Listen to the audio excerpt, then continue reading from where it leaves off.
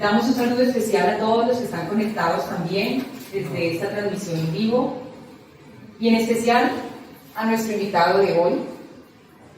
Tenemos el placer de contar con la presencia del doctor Dante Urbina, quien es economista de la Universidad Mayor de San Marcos del Perú, magíster en Economía, doctor en Economía en la Universidad Complutense, y además de su trayectoria académica, es muy importante reconocer la cantidad de premios también que ha recibido desde su otro arte, que es comunicar a través de la escritura.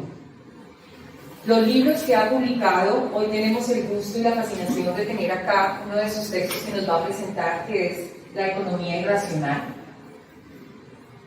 que quizás es la segunda parte de la economía para herejes, podría verse. ¿Y por qué no? Ya nos abrió una línea, tanto a comunicadores como psicólogos, para repensar y reflexionar alrededor de aquello que quizás en la frase de cierre de su texto y en su parte final, que vamos a escucharle, nos indica el profesor Dante: cuando aprendamos a identificar aquello que realmente es el control social, o quizás la manipulación, o los marcos cognitivos que a veces nos llevan a tomar decisiones, podemos realmente comprender que es la libertad. Y esto se impregnará de muchísimas teorías que ustedes ya han transitado desde la psicología, y nos llevará a reflexionar sobre ese papel tan importante de la comprensión de los conceptos técnicos fundamentales de la economía, la comprensión de los marcos cognitivos que también estudiamos desde las teorías cognitivo-sociales para entender por qué tomamos decisiones, si es que las tomamos. Sería una reflexión. Y al final, quizás nos arrepentimos por esas mismas decisiones que de pronto en el impacto no son tan funcionales para nosotros mismos, ni para el ambiente, ni para los otros. Es un tema de mucho auge hoy escucharte. Por tanto, al doctor Dante Urbina, a su esposa Andrea, que también está aquí, a su linda hija, también le damos una bienvenida, que hoy es el primer encuentro. Sabemos que esta alianza, que además de su visita como escritor, también va a abrir un nexo entre el país amigo que es Perú y Colombia. Entonces, la Universidad Sergio Arboleda celebra muchísimo esta visita maravillosa del doctor Dante Urbina. Ahora bien, pues vamos a darte todo el espacio. Profesor Eduardo, también si quiere dar también una introducción, y a la profesora Cristel un especial saludo en la gestión y también apoyo para esta bonita discusión que vamos a tener. Muy bien. Bienvenidos todos y muy atentos a los puntos que tenemos de encuentro con esta excelente presentación de hoy. Muchas gracias, doctora. Bueno, jóvenes, un saludo a todos. Creo que la mayoría aquí ya me conocen, saben a lo que me dedico. Tengo el enorme privilegio de ser psicólogo clínico y terapeuta, lo que me ha llevado también, aparte de un gran privilegio, una enorme responsabilidad. Rollo May, en uno de sus textos, que los de sexto semestre ya conocerán, dice el comentario: todo paciente que cruza el consultorio trae consigo los problemas de la cultura de su momento. Eso nos pone la obligación y la responsabilidad a nosotros los psicólogos de comprender el ser humano dentro de su totalidad. Por esta misma razón no podemos depender únicamente de las aportaciones que nuestra propia disciplina nos trae. Por eso tenemos la obligación siempre de interactuar con otras áreas del saber, y más aún del saber humano. La economía nos da pautas de cómo nos relacionamos mercantilmente, cómo nos relacionamos socialmente, cómo creamos divisiones entre los estratos sociales, cómo hay metas que se aspiran a través del sistema económico en el que estamos. Todas estas relaciones económicas van a repercutir en la persona que ustedes van a atender, ya sea en el área de psicología social, psicología clínica o psicología educativa. El psicólogo que no interactúe interdisciplinariamente con otras áreas, ya sea no solo la economía, también la política, la filosofía, el derecho, será, en palabras de uno de mis mayores maestros, un medio psicólogo. Por eso que nosotros tenemos la responsabilidad de nutrirnos para atender a las problemáticas sociales que vamos a estar atendiendo, tanto en el área de la sociedad como en el área de la salud mental. Por eso que es para mí un honor siempre y un privilegio poder estar en estos eventos, traer invitados tan importantes como los del profesor Dan Turbino, quien hoy muy amablemente nos presenta su libro. Entonces, sin más que decir y no apropiarme de la palabra, doy paso al doctor Dan Turbino. Estoy muy contento de estar aquí en Colombia. Se hace mucha fama de que la gente en Colombia es educada y es amable, y eso es lo que he podido ver. En el libro, La economía irracional, una de las cosas que apunto es que lo que constituye nuestra felicidad es fundamentalmente nuestras relaciones con las personas, no nuestras relaciones con las cosas. Y en ese sentido, pues la amistad que he podido consolidar con el profesor Eduardo Jabe y con la doctora Andrea Liliana Ortiz me ha traído mucha felicidad, ha agregado valor a mi vida. Eso es lo que me interesa como valor agregado. Desde la perspectiva de un economista que se ocupa del bienestar y en última instancia de la felicidad de la gente, el verdadero valor agregado que importa no es meramente el del Producto Interior Bruto, sino fundamentalmente el de las relaciones interpersonales que se constituyen. Lamentablemente, gran parte de la economía se ha movido en un mundo de relaciones impersonales, y eso es una grave dificultad. En ese contexto, pues, paso a presentar esta obra de mi autoría, La economía irracional. ¿Por qué se habla de economía irracional?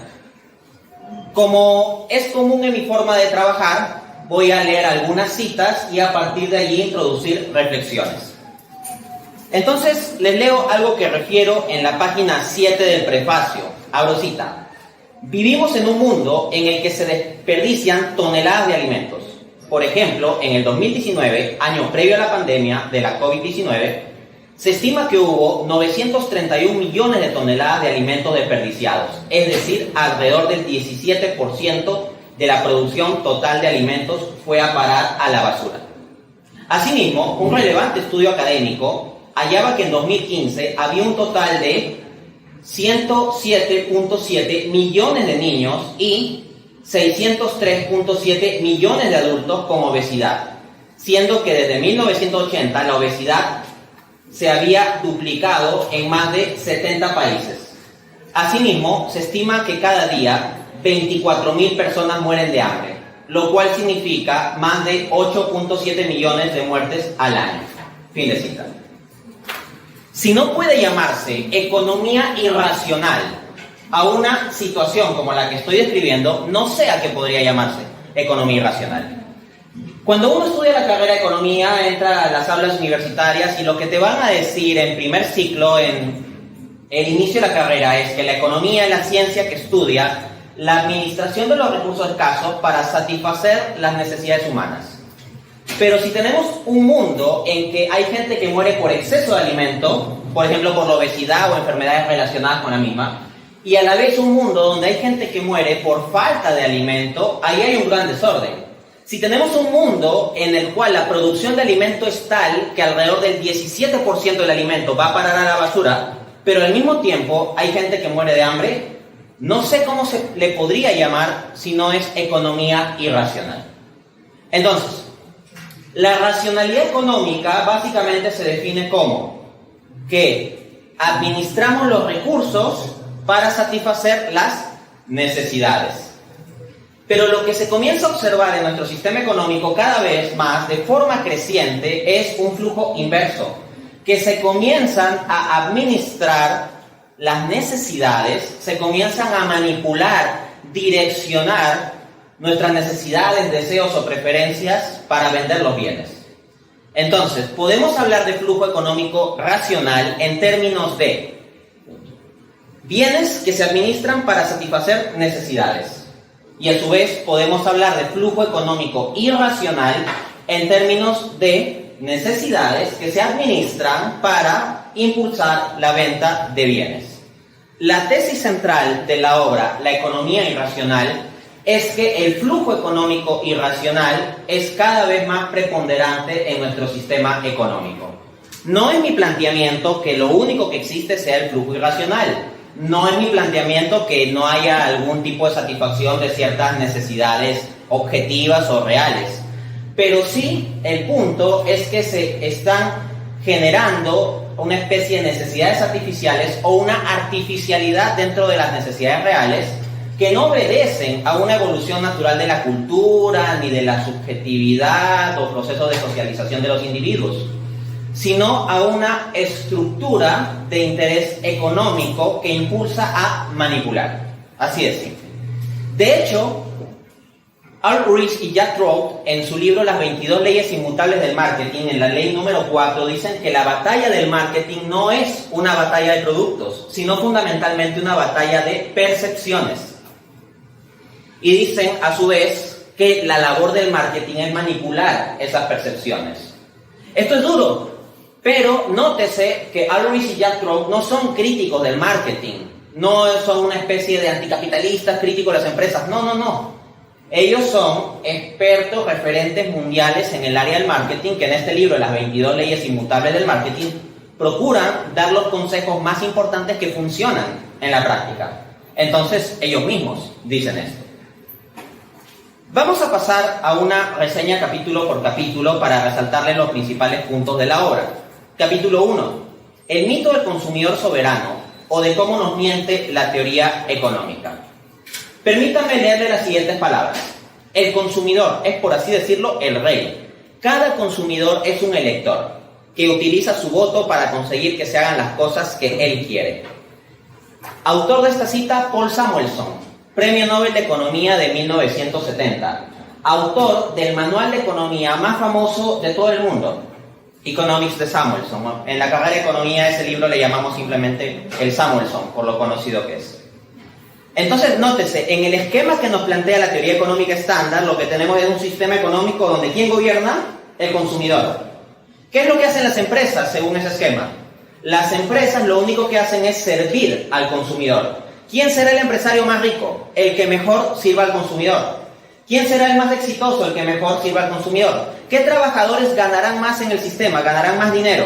Aquellos que más contribuyan a que se sirvan las genuinas necesidades del consumidor soberano, que es el que manda.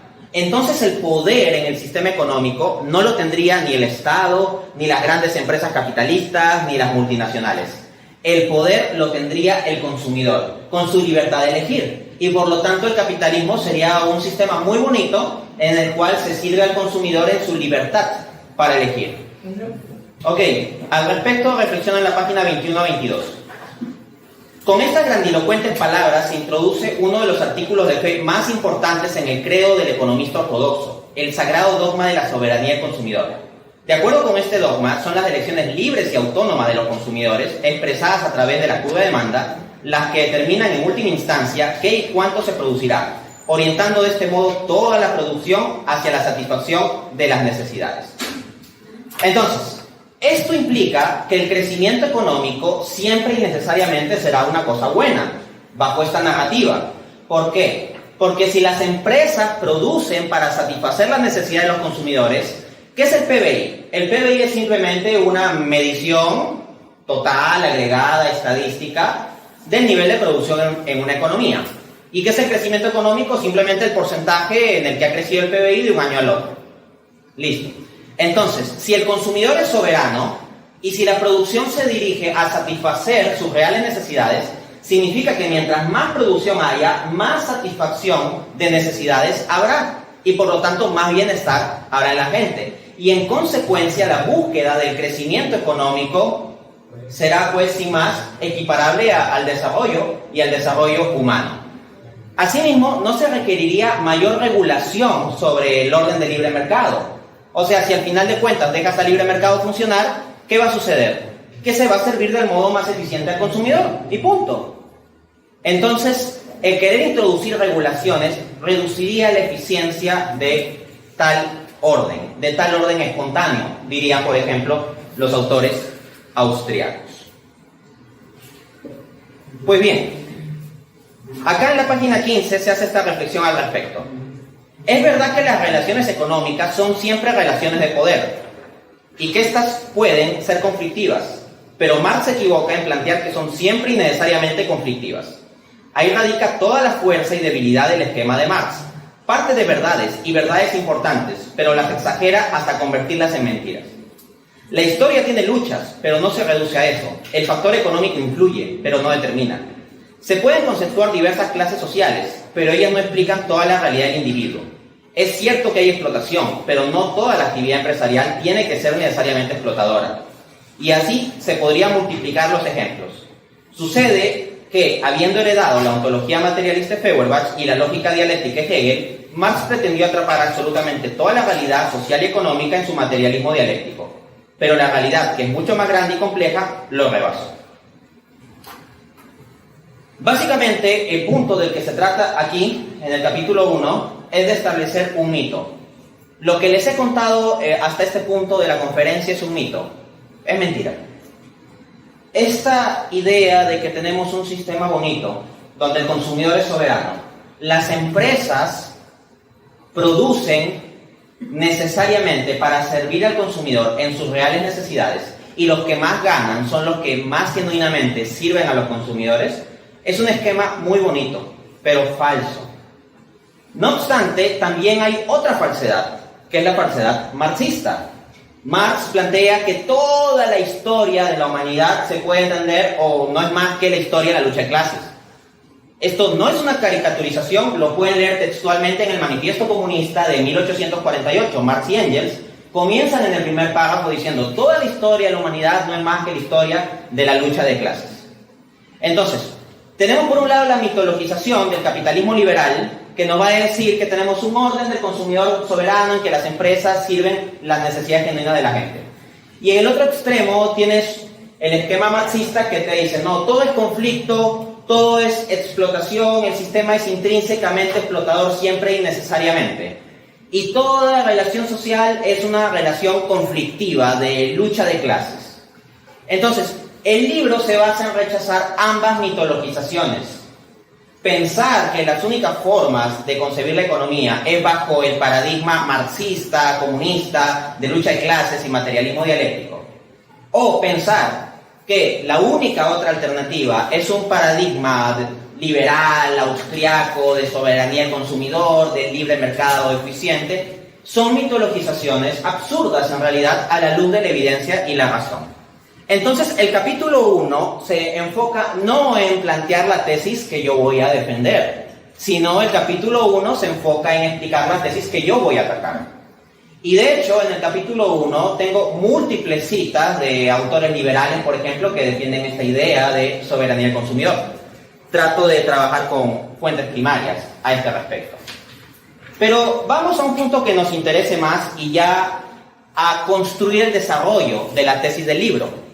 El capítulo 2, hacia una visión alternativa del consumidor, o de cómo se desmiente a la teoría ortodoxa. Páginas 41 y 42. Es evidente que la constitución específica de las preferencias en los individuos tiene que ver necesariamente con la constitución específica de su subjetividad. Pero como habíamos visto, la subjetividad siempre y necesariamente se constituye en un proceso social que, quieranlo o no, los economistas ortodoxos, no es exógeno. Es decir, externo a la economía. Por tanto, hay que endogeneizar las preferencias, es decir, considerarlas como determinadas dentro del sistema económico. ¿Qué quiero decir con esto? En el esquema del consumidor soberano es como que el consumidor tiene unas preferencias autónomas con una subjetividad con la cual él llega al proceso de mercado. Y el proceso de mercado en el mundo económico de las empresas y todo eso, lo que puede hacer es servir a las necesidades o preferencias que ya tiene el consumidor como dadas. Pero el punto es que lo que estoy estableciendo aquí es que en realidad las preferencias serían endógenas, serían influidas desde dentro del sistema mismo. No se trata meramente de que el consumidor llega con unas preferencias definidas al proceso de mercado y el proceso de mercado simplemente las sirve. No, sino sucede que el proceso de mercado mismo, las interacciones económicas, la influencia de la publicidad o la manipulación de sesgos cognitivos que vamos a ver dentro de un rato, lleva a que se puedan manipular, direccionar o variar las preferencias dentro del mismo proceso de transacción económica. Entonces, al ser las preferencias endógenas, ya el consumidor no es un soberano que está por encima de todo el sistema, sino que entra dentro de los engranajes del sistema y puede ser influenciado o dañado por los mismos. Vamos a considerar algunos paradigmas alternativos. Cuando se piensa sobre la economía, muchas veces se piensa, como digo, que las únicas opciones es que o eres liberal o eres comunista. Por ahí se piensa en alguna alternativa adicional que sean los keynesianos.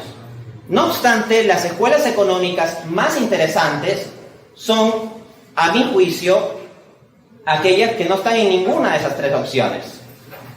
En mi libro, yo no utilizo de forma predominante un enfoque económico ni keynesiano, ni marxista, ni liberal austriaco, ni tampoco neoclásico. Los paradigmas de economía que yo prefiero son el institucionalismo, el post-keynesianismo, la economía conductual, la neuroeconomía, la economía schumpeteriana, etc. Entonces, desde esos paradigmas alternativos comienzas a entender al consumidor de otro modo. Pensemos, por ejemplo, en la economía conductual. En el año 2002, el premio Nobel de Economía no lo ganó simplemente un economista, sino el psicólogo israelí Daniel Kahneman, que no había tomado ninguna clase de economía y gana el premio Nobel de Economía. ¿Por qué? Porque tiene muy interesantes aportaciones al área conocida como economía conductual o también llamada economía del comportamiento. Lo que plantea Kahneman es un conjunto de interacciones entre la economía y la psicología. Entender que los consumidores no son entes perfectamente racionales que hacen cálculos procesando lógica y secuencialmente toda la información relevante o disponible, sino entiende que estamos continuamente sujetos a sesgos cognitivos, y esos sesgos cognitivos afectan las transacciones económicas. Por ejemplo, el sesgo de presentación. El sesgo de presentación consiste en que dependiendo de cómo te presentan las opciones, tú tendrás una respuesta u otra. Por ejemplo, si te dicen, este medicamento da un 80% de probabilidad de vida, es más probable que tú aceptes ese medicamento o tratamiento a que te dijeran, este medicamento se asocia a un 20% de probabilidad de muerte. En realidad es lo mismo, pero dependiendo de cómo te presentan la información, tú puedes variar tu decisión, lo cual muestra que no somos perfectamente objetivos en valorar la información. O por ejemplo, cuando nos dan rebajas, salen las ofertas y te dicen que algo está a mitad de precio, y en tu subjetividad, ¿qué es lo que piensas? ¡Wow! Esto está muy barato. Pero no es que está muy barato, estás cayendo en un sesgo, es que antes estaba muy caro. O sea, ¿realmente crees que las empresas pueden sostenerse ofreciendo algún producto a la mitad de precio? No, es que antes se lo estaban vendiendo al doble. A menos que sea una circunstancia muy particular, como que es un conjunto de productos que se le vaya a dañar o algo por el estilo, ¿no? Entonces, bajo estas circunstancias, lo que tenemos que considerar es que las empresas saben sobre los sesgos cognitivos. Muchas veces los consumidores no sabemos sobre nuestros propios sesgos, pero las empresas sí los conocen y los estudian. Luego está el sesgo del efecto anclaje. El efecto anclaje es que a ti te dan una información y lo que tú vas a ver a continuación va a estar condicionado por la primera información que te dan. Por ejemplo, si yo pregunto, no sabiendo en absoluto cuánto cuesta un viaje en taxi en una ciudad, y me dicen, cuesta, pongámoslo en dólares, $10. $10 más o menos un viaje de taxi de 30 minutos. Ok. Y supongamos que yo realizo un viaje taxi de 30 minutos y me cobran $8. Yo digo, wow, qué barato. Pero tal vez la información que me dieron al comienzo no es fiable. Tal vez la información que me dieron al comienzo está errada. Pero aún así ya en mi mente se creó un efecto de percibir como barato el precio de $8 en vez de 10, porque ya mi referencia es 10. Pero quién sabe si en la realidad un precio promedio sería 7. Entonces, la economía conductual halla este conjunto de cosas. Ahora, cabe mencionar lo siguiente. El libro no habla de un proceso de creación de necesidades, como si las necesidades se creasen desde la nada. No, el libro habla de un proceso de producción de necesidades. ¿Qué es la producción? En la producción tú tomas materia prima. La materia prima se procesa y luego sale un producto final. La materia prima que se toma en este proceso de producción de necesidades es nuestra subjetividad. Pero nuestra subjetividad puede ser condicionada, direccionada o hasta manipulada para irla dirigiendo en un sentido u otro. Entonces, no es la tesis del libro de que se pueda crear nuestra subjetividad de la nada y que nos puedan hacer surgir cualquier tipo de necesidad de la nada. Ciertamente se parte de nuestras necesidades preexistentes o de nuestra subjetividad preexistente, pero se la dirige por medio de mecanismos que nosotros mismos muchas veces no concebimos. Cabe anotar también lo siguiente, páginas 59 a 60. No se deben confundir las cosas. De ningún modo estamos pretendiendo sustituir el totalitarismo de mercado por un totalitarismo del Estado. Simplemente estamos abogando por la posibilidad de cierta regulación, no por una estructura tipo Unión Soviética, en que un conjunto de burócratas decida verticalmente lo que cada uno debe consumir. Nunca debemos entregarle ni todo al Estado ni todo al mercado. Tanto el mercado como el Estado deben confluir en la organización económica de la sociedad y debemos constantemente fiscalizarlos por tratarse ambos de instituciones imperfectas. De ahí nuestra verdadera responsabilidad como ciudadanos, que debemos llevar a cabo no solo en términos individuales, sino también colectivos por medio de los llamados cuerpos intermedios, esto es, colegios, universidades, asociaciones profesionales, agrupaciones civiles, organizaciones religiosas, etc. ¿Qué quiero decir con esto? Considero una enorme ingenuidad la gente que piensa que puede resolver los problemas económicos y sociales entregándole todo al mercado. Me parece gente extremadamente ingenua. Y también considero extremadamente ingenua a la gente que piensa que la solución de los problemas económicos y sociales está en entregarle todo al Estado. Y siempre un lado se burla de la ingenuidad del otro.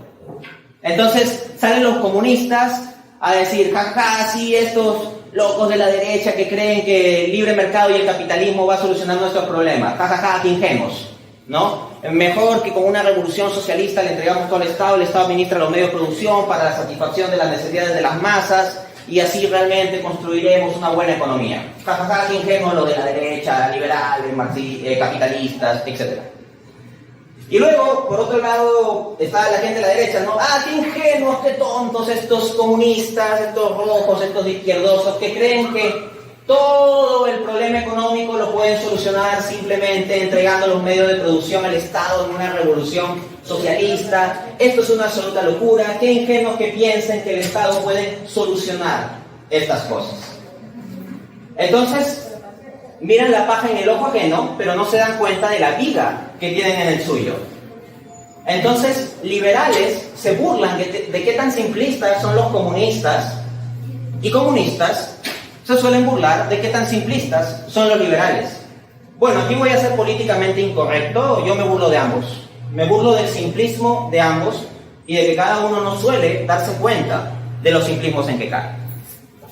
Vamos al capítulo 3, entonces. Capítulo 3. Las tres olas del capitalismo o de cómo llegamos hasta aquí. Esto no lo puedo resumir aquí, es muy amplio, pero básicamente el capítulo 3 de la obra lo que hace es un resumen de la historia del capitalismo, del surgimiento del capitalismo como capitalismo financiero o comercial hasta nuestros días. Y básicamente hablo de tres olas que suelen conectar o que conectan con las revoluciones industriales. Pero no deben reducirse las que aquí llamo olas del capitalismo a las revoluciones industriales. Las revoluciones industriales implican un cambio en el modo de producción. Pero en el libro, cuando hablo de olas del capitalismo, no solo me refiero a un cambio en el modo de producción, sino a un cambio en el modo de trabajar, en el modo de vivir, en el modo de pensar, en el modo de comunicar, en el modo de consumir. Para fines de la presente conferencia, voy a limitarme a resumir algunas cosas relacionadas con el modo de consumir. Pero en el libro están resumidas más características. Comencemos con la primera ola del capitalismo. La primera ola del capitalismo se habría dado fundamentalmente con la primera revolución industrial en Inglaterra en el siglo XVIII. Estamos hablando más o menos del año 1750 en adelante. En el capítulo digo lo siguiente, abro cita: podría caracterizarse a la primera ola del capitalismo como la sociedad de subconsumo. En tanto para la mayor parte de la población, es decir, fuera de la excepción de la pequeña élite de privilegiados, el consumo se dirigía a cubrir las necesidades básicas. De hecho, en no pocas ocasiones, ni siquiera se llegaba a cubrir bien lo básico, de modo que se daban muertes y enfermedades asociadas a carencias o deficiencias en la alimentación, vestido, vivienda, condiciones sanitarias, etc. Entonces, durante la primera ola del capitalismo, durante el siglo XVIII y la primera mitad del siglo XIX, lo que encontramos es que la mayor parte de la población a la justa cubre sus necesidades básicas. Tiene capitalismo, tiene producción industrial y todo ello, pero la gente suele vivir en condiciones sanitarias deplorables. Entonces le llamo sociedades de subconsumo porque se consumía lo básico. ¿Era esa la época de la gran publicidad? No. Tú no necesitas hacer mucha publicidad para convencer a un hambriento de que necesita comer un pan, ¿ok? Pero sí necesitas hacer bastante publicidad para direccionar el consumo de alimentos para una persona que tiene la barriga llena, ¿ok? Entonces, una sociedad de subconsumo no era la época para una hipertrofia del consumismo. Sigamos avanzando. Vamos a la segunda ola del capitalismo, la cual corresponde más o menos a los finales del siglo XIX. Podemos ubicarla sobre todo en los Estados Unidos, más o menos en el año 1870 a 1890, sus inicios, más o menos por ahí. Es la época de la producción en masa, a gran escala. Grandes maquinarias con energías como el petróleo, por ejemplo, que comienzan a producir el mismo producto a una escala gigantesca, millones de unidades en poco tiempo. ¿Qué pasa con el consumo? Digo lo siguiente en el capítulo. La segunda ola del capitalismo representa, por tanto, el nacimiento de la sociedad de consumo. Como dijimos, la producción en masa requiere consumo en masa. Por tanto, hay que estimular el consumo si es necesario. Conviene fomentar una sociedad materialista y hedonista centrada en la posesión y el disfrute. ¿Qué es esto sino el American Way of Life? Modo de vida americano. La segunda ola del capitalismo más o menos va de 1870 a 1970. Y la época de oro del capitalismo, como así se le llama en historia económica, va más o menos de 1945 a 1970. Y es la época en que la gran mayoría de la población, en el contexto estadounidense al menos, otra cosa es en los países más alejados, pero en contextos como Estados Unidos y Europa, la población comienza a acceder a licuadora, a refrigeradora, a horno. Eventualmente la población comienza a acceder a automóvil. Marx, en 1848, en el Manifiesto Comunista con Engels, que dice al final: obreros del mundo, uníos, porque no tenéis nada que perder excepto vuestras cadenas. Y claro, en la primera ola del capitalismo, al menos en las primeras partes, Marx ya vivió en el tiempo en que esto comenzaba a cambiar y en que su teoría comenzaba a quedar refutada, en realidad, pero durante la primera parte de la primera ola del capitalismo, los obreros en general tenían una situación miserable. Y al tener una situación miserable, ¿qué tenían que perder? Sus cadenas. En cambio, el obrero del capitalismo de segunda ola, ¿qué cosas tiene que perder? Puede perder su microondas, su refrigeradora, su licuadora, su automóvil. ¿Cómo va a perder su automóvil? Entonces no se van a embarcar en hacer una revolución socialista para tumbarse el sistema, porque gracias al sistema que pueden tener un automóvil o una refrigeradora.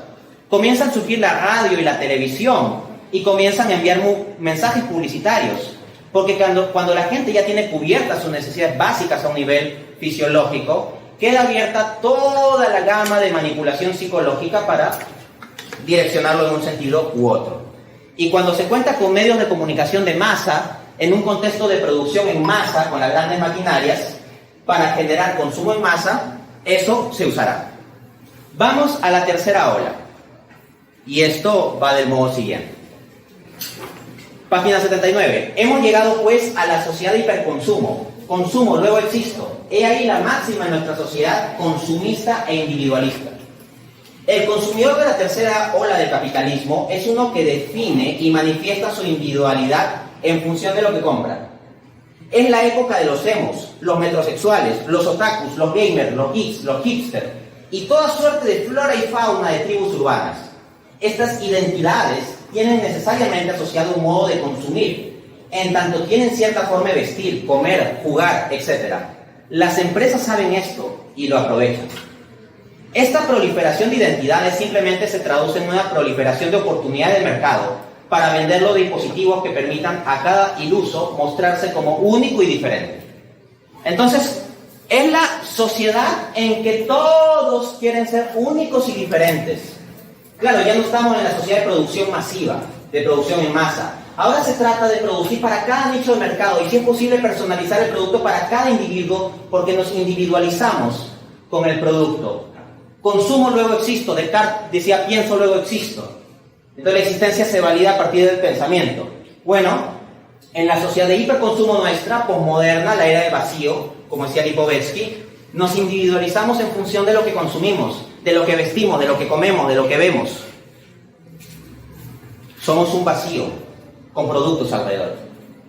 Capítulo 4. Los imperativos económicos, o de quién domina realmente el sistema. Podría pensarse que la narrativa de la presente obra es un asunto de teoría de la conspiración, en que hay unos empresarios malvados sentados en un comité donde hay un vampiro y un hombre lobo ahí frotándose las manos, jajaja, vamos a manipular a los consumidores. No, la tesis de mi libro es que, ojo, puede existir gente con malas intenciones, puede existir gente que tiene planes de manipulación a gran escala. El libro no se mete a negar o a afirmar eso. No es el punto de análisis. El punto de análisis del libro, y aquí viene el planteamiento económico, es que hay unas reglas, unos mecanismos en la estructura económica misma del sistema que impulsan a las empresas a tratar de direccionar las preferencias, necesidades o subjetividad de los consumidores. En particular, ubico 3. Los voy a referir. Esto es planteamientos míos. La identificación de lo que a continuación va a ser llamado imperativos es una teoría propia. Abro cita. Primer imperativo. Se entenderá por imperativo pecuniario aquel referido a la necesidad que tienen las empresas de ganar más y más dinero, constituyéndose así una espiral interminable de acumulación. De acuerdo con esto, el fin último de la producción capitalista es producir dinero para los poseedores del capital. Satisfacer a los consumidores sería solo un fin intermedio, siempre sujeto y condicionado al fin último. Fin de cita. Uno de los autores que cito en esa parte del libro es a Néstor Braidot. Néstor Braidot es un especialista en neuromarketing, no es un crítico del sistema. Y Néstor Braidot dice que las estrategias de marketing más efectivas son aquellas que se centran en estimular el hedonismo y la compra por impulso. No lo digo yo, lo dice Néstor Braidot. Entonces, si las estrategias más efectivas son las que apelan a nuestro hedonismo y las empresas buscan la máxima rentabilidad, tú le presentas dos opciones. O estimulas el hedonismo o no lo estimulas. ¿Cuál eliges? La respuesta es obvia. Ni siquiera tienes que ser muy bueno o muy malvado. La lógica del sistema es que si se trata de ganar más dinero, estimulando el hedonismo se puede ganar más dinero. Piensa la cantidad enorme de bienes que puede venderle a un hombre vicioso y que no puede venderle a un hombre virtuoso. Por ejemplo, un hombre virtuoso puede ir y comprar pan en la mañana, y eso también lo puede hacer un vicioso. Prácticamente todos los bienes que consume un hombre virtuoso lo puede consumir también el vicioso. Pero todos los bienes que consume un vicioso no los consume el virtuoso. Entonces una mayor cantidad y gama de bienes se lo puede vender al hombre vicioso. Un ser humano que fuera la encarnación de los 7 pecados capitales sería un consumidor perfecto. Tendría la gula y buscaría consumir mucho y muy sofisticado. Tendría la envidia, y si ve que sus contactos de Facebook viajan al extranjero, él como sea, se conseguirá el dinero para viajar al extranjero. Tendrá la lujuria, y hay una cantidad gigantesca de bienes asociados a ello. Pagará suscripciones premium a cosas raras y cosas por el estilo. Y eso genera muchos ingresos. Vamos a ver otro mecanismo, segundo imperativo. Se entenderá por imperativo planificador aquel referido a la necesidad que tienen las empresas capitalistas de organizar las condiciones de mercado, tanto de oferta como de demanda, con el objetivo de minimizar la incertidumbre y el riesgo a que se enfrentan. Y es que el capital tiene el instinto de expandirse, pero eso no quita que tenga también el instinto de supervivencia, lo cual lo lleva a buscar seguridad. Me explico. Piense por un momento en la mitología del comienzo. Las empresas sirven a los consumidores. ¿Qué pasa si los consumidores cambian sus preferencias? De hecho, el liberal austriaco Ludwig von Mises decía que los consumidores eran jerarcas, egoístas, caprichosos y volubles, que andan cambiando. ¿Qué pasaría si las empresas dependen de servir a jerarcas, egoístas, caprichosos y volubles? Eso genera incertidumbre y las empresas podrían quebrar bajo ese entorno de incertidumbre.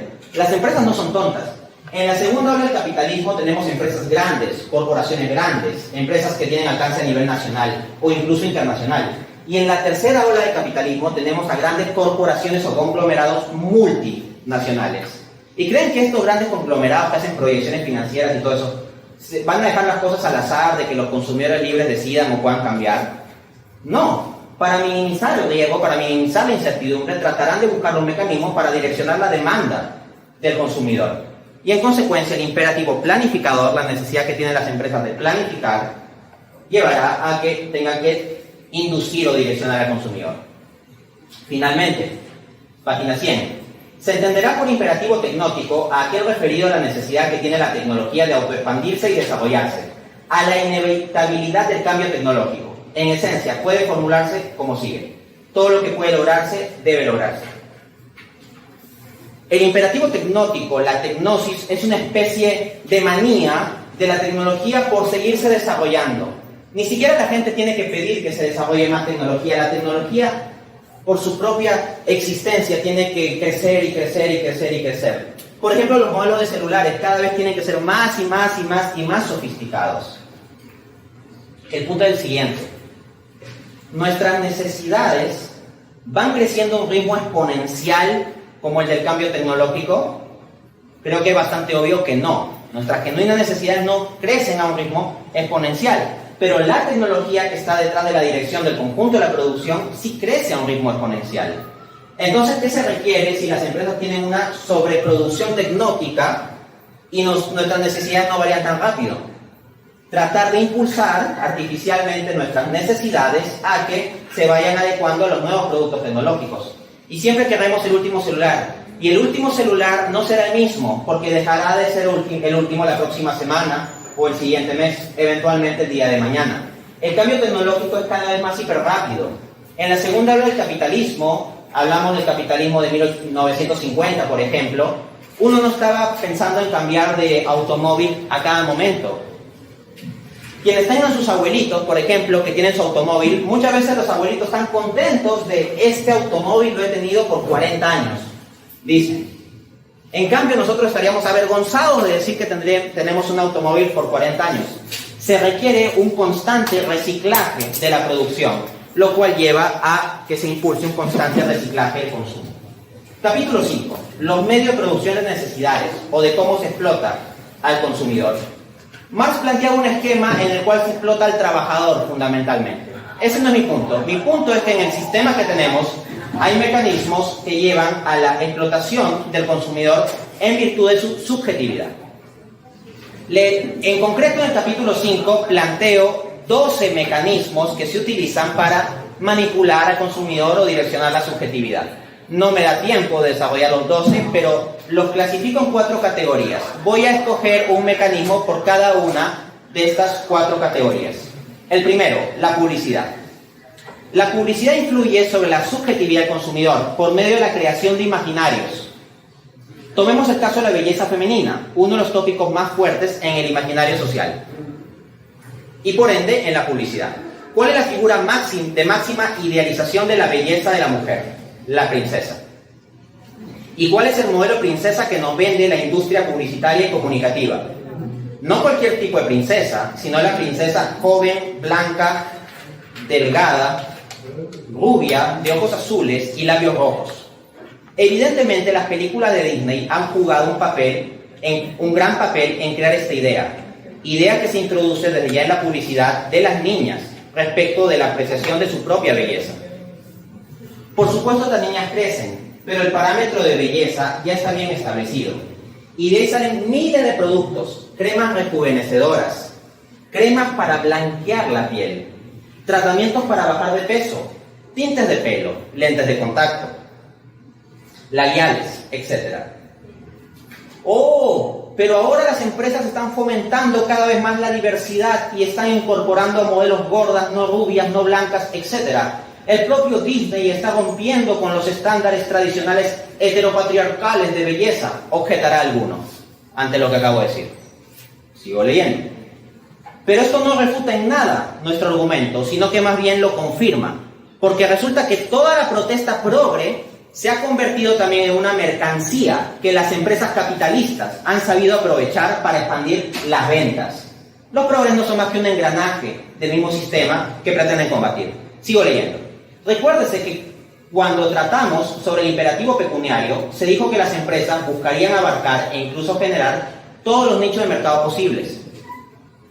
Ergo, hay que crear productos especiales para la gente progre. Así, la misma protesta progre contra los estándares de belleza se ha convertido en un producto y las empresas explotan ello para vender una miriada de cosas como camisetas con mensajes feministas, productos irónicamente fabricados en masa para chicas únicas y diferentes, peinados propios de Social Justice Warrior, ¿no? Los guerreros de la justicia social, tintes de pelo azules, verdes, morados, etc. Con sus modas superficiales, los púberes de izquierda no hacen más que llenar de dinero a los grandes hombres de negocios de derecha. Los borregos antisistema no hacen más que engordar al sistema. El libro es duro, yo soy duro. Si comienzan a investigar un poco sobre mis conferencias y todo eso, pues no suelo ser una persona suave. Veamos ahora, aparte de la publicidad, otro mecanismo. El tercer mecanismo que utiliza la gestión de marcas para producir necesidades es el de autoconstitución de identificación y estratificación social. La marca es sinónimo de distinción social y prestigio. El caso más emblemático es evidentemente el de los relojes Rolex. Portar un reloj Rolex es una clara muestra de estar en lo más alto de la escala social. A un nivel más extendido tenemos el caso de las marcas de ropa. Calvin Klein, Lacoste, Ralph Lauren, Spirit y Armani pasaron de ser una simple afectación ostentosa a convertirse en objetos esenciales de las prendas que los llevan al punto de reducir a estas a la simple categoría de portadoras de la marca. Así, por ejemplo, para el caso de Lacoste, podría decirse que el cocodrilo ideal se ha tragado la camisa real. Las marcas son voraces. De este modo, se cumple también en gran parte para la ropa lo que se cumplía para el café de Starbucks. El producto no es más que una excusa para ostentar la marca. Tener un determinado tipo de ropa con determinada marca no es solo un mero acto individual de vestirse, sino que constituye parte de la estrategia y norma de posicionamiento social. El proceso no solo de individuación de los sujetos, de ser únicos y diferentes, sino también es un proceso de socialización, de constituirse como entes sociales, viene mediado por las marcas, que comienzan a influir y construir gran parte del imaginario social, categoría bastante usada en psicología social. Consideremos un ejemplo del tercer mecanismo, que es la gestión de modas. Abro cita. Lo viejo es reemplazado por lo nuevo, no porque ya no sirva o no sea útil, sino simple y llanamente porque ya no está a la moda. Se asume lo nuevo siempre y necesariamente como mejor que lo anterior. De allí que no haya palabra más usada en el mundo de la moda que el adjetivo nuevo. Estamos en la cultura de la inmediatez. Usar y tirar, ese es el paradigma actual. No solo para los productos, sino para las relaciones interpersonales, en especial las de pareja. Usar y tirar. Usar a la gente. No amarla, sino usarla, porque lo que importa es que tú disfrutes, ¿no? En el paradigma actual. Nada es eterno. Todo es reemplazable por algo nuevo y mejor. El último grito de la moda de ayer es el mal gusto de hoy. Y el producto hecho con tecnología de punta el mes pasado es ahora una chatarra. Primero la ropa femenina, después la masculina, el mundo de los coches, los productos para el hogar, la pintura en las paredes, las tapicerías, las alfombras, los muebles, electrodomésticos y finalmente toda clase de artilugios. Nada queda fuera de la dinámica de la obsolescencia artificial. Lo importante es generar insatisfacción en el consumidor. No puede, no debe estar satisfecho por mucho tiempo con el producto que ha adquirido. De lo contrario, no comprará el nuevo. Porque un consumidor satisfecho es un consumidor que no compra. Y eso es lo último que querría la empresa. ¿Qué pasaría si estuvieras absolutamente satisfecho con tu teléfono móvil? No comprarías otro por buen tiempo. ¿Y a quién no le conviene eso? A las compañías de teléfonos móviles. ¿No te das cuenta que cada 3 años aproximadamente le pasa algo raro a tu teléfono y comienza a fallar del todo aunque lo hayas cuidado bien? Eso es obsolescencia artificial. Hay gente que publica desde sus celulares: cuidemos a las tortuguitas, no usemos plástico, no usemos cañitas. Ya, pregunta, ¿cada cuánto tiempo cambia de celular? Bueno, la carga ecológica que generan estos aparatos electrónicos es mucho más allá que una cañita o 2 o 20 o 100. Existen, lo del marketing, el ejemplo del cuarto mecanismo. Existen muchos ejemplos de aplicación del neuromarketing a la mercadotecnia. Las empresas no perderán la oportunidad de aprovechar cualquier debilidad de los consumidores para venderles algo. La manipulación está en la orden del día. Como explica el especialista en marketing Steven Stanton, abro cita, la neuroinvestigación ha mostrado que las mujeres son más propensas a comprar ropa sexy y símbolos de estatus tales como autos y diamantes en ciertos puntos específicos de sus ciclos menstruales. Una empresa podría aplicar este hallazgo para dirigirse a las mujeres con anuncios cuando ellas son más susceptibles a la tentación de comprar el producto publicitado. Si de repente en tus redes sociales te comienza a surgir cierta publicidad y tú dices, qué curioso, justo ahora me surge. Bueno, eso no es casualidad, sino causalidad. Hay mecanismos causales detrás.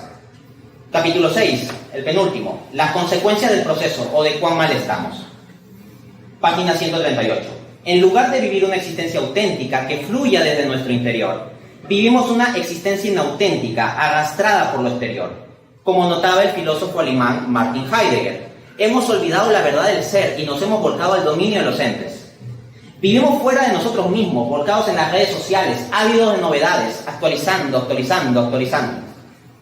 Nuestra vida se pierde en seguir cansada y a la vez incansablemente dándole hacia abajo a la pantalla del celular para ver imágenes, videos, productos, publicidades. Página 139, digo.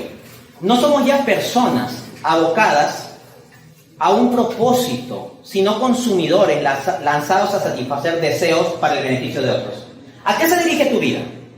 ¿Estás abocado a satisfacer tus deseos o tienes un propósito? Si yo te pregunto cuáles son tus deseos, si tienes ganas de ir al cine, si tienes ganas de ir de viaje, si tienes ganas de tomarte una gaseosa o de estar tirado en el mueble viendo Netflix mientras comes pizza, me lo podrás responder. Y si te pregunto cuál es tu propósito, me lo podrás responder. El hecho de que la gran mayoría estemos muy conscientes de nuestros deseos y muy inconscientes respecto a nuestro propósito es muestra de este tipo de sociedad. El sistema no quiere individuos cuyo mayor deseo sea hallar la verdad, hallar el bien, vivir el amor, servir a Dios, sino comprarme un carro nuevo, verme más bonita que las demás, probar ese nuevo sabor, darle clic a este nuevo video. Prácticamente todo está estructurado para frustrar el auténtico sentido de nuestra existencia, para alienarnos. Uno no debe pensar, debe consumir. Consumo, luego existo. Entonces, tenemos una sociedad llena de alienación, vivimos fuera de nuestra propia esencia como personas humanas, vivimos abocados a las cosas y las cosas terminan cosificándonos. Le damos carácter de persona a las cosas y tratamos a las personas como cosas. Es una inversión de asuntos. Adoramos a las mascotas y despreciamos a los seres humanos. La gente no quiere tener hijos, pero sí quiere tener perros. La gente no quiere relacionarse cara a cara, quiere relacionarse virtualmente. Es un cambio de paradigma y no necesariamente está del todo bien. Página 140. En el sistema de economía irracional ciertamente se promociona la libertad. No lo voy a negar, es un sistema en el cual se promociona la libertad. Pero no la auténtica libertad entendida como autorrealización, sino la libertad entendida como hacer lo que me da la gana. Eso es lo que tanto se proclama, hacer lo que me da la gana. Pero quien hace lo que le da la gana termina siendo esclavo de sus ganas. Repito, quien hace lo que le da la gana termina siendo esclavo de sus ganas. Es más, termina siendo esclavo de quien le controle sus ganas. Si tú haces lo que te da la gana y hay un sistema que estudia todas tus interacciones y toda tu información privada en redes sociales y te ofrece publicidad para estimular clics y compras y cosas que te dan la gana porque el cuerpo te lo pide, tú eres esclavo de ese sistema. No eres libre. Haces lo que te da la gana y eres esclavo de tus ganas y por lo tanto eres esclavo de los mecanismos que te manipulan las ganas. No eres libre, eres un esclavo. He aquí el gran drama. Esta es la esclavitud de la libertad. La gente se dice libre y hace lo que le da la gana, pero termina esclavizada a vicios, a relaciones tóxicas, a comprar compulsivamente, a endeudarse, a desperdiciar todo el día viendo el celular. Y algunos se dan cuenta de su situación de esclavitud. Esclavitud a la que llegaron en nombre de la libertad. Y cual propósito de año nuevo se dicen cosas como: ya no voy a gastar tanto, ya no voy a ver estas tonterías, ya no voy a desperdiciar tanto tiempo en el celular, ya no voy a seguir comiendo esto, pero no logran salir, están esclavizados.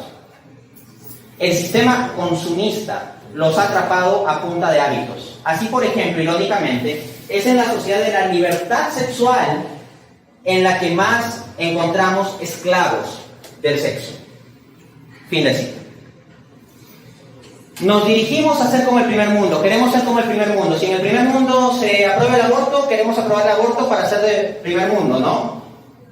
Curiosamente hay muchos países donde se aprueba el aborto y siguen siendo el tercer mundo. Es un poco raro cómo no es que automáticamente la sociedad se convierte en primer mundo. Pero bueno, el primer mundo tiene sus problemas.